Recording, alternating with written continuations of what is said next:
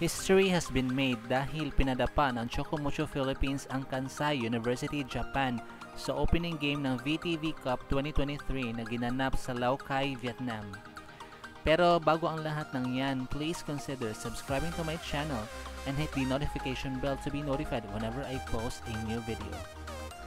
Pinutol nga ng Chocomucho Flying Titans ang sumpa sa Japan na palagi lang tayong kinakarne at nangangamote sa mga international tournaments at matagal-tagal na talagang hindi natatalo ng ating mga nagdaang national teams ang mga Japanese teams na alam naman nating mataas ang level na kanilang laro.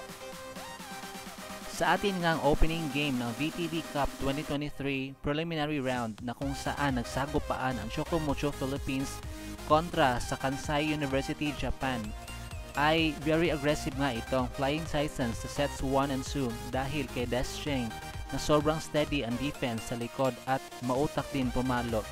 At maging ang middle blockers ng Chocomucho na sina Mari Madayag at Cherry Nundag na talagang ni-utilize ang kanilang height advantage.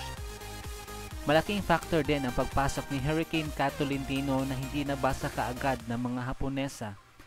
Iron Eagle Denden Lazaro Revilla na swabing-swabe lang ang depensa at lalo na si Regine Arocha na nakapuntos pa ng service ace at nakatulong din sa depensa sa likod lalo na sa mga latter parts kaya nakuha nila ang first 2 sets. Pero sa set 3, bumawi na ang Japanese squad at bumilis na ang kanilang galawan tsaka basang-basa na din nila ang laro ng mga Pinays.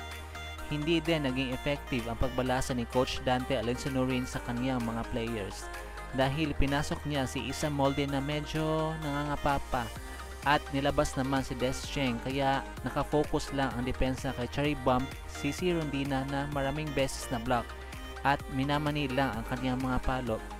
Pero bumabawi naman kaagad siya knowing her fighting spirit na talaga hindi nagpapatalo.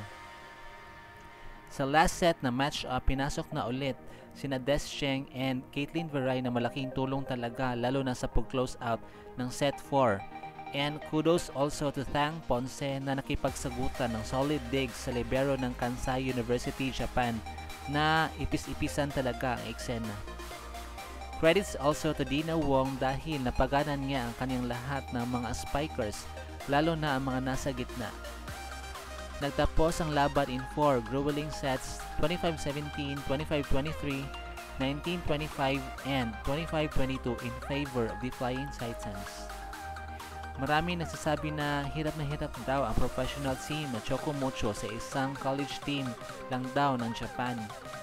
But still, Japan pa din yan na mabibilis pumalo at maliliksi dumepensa.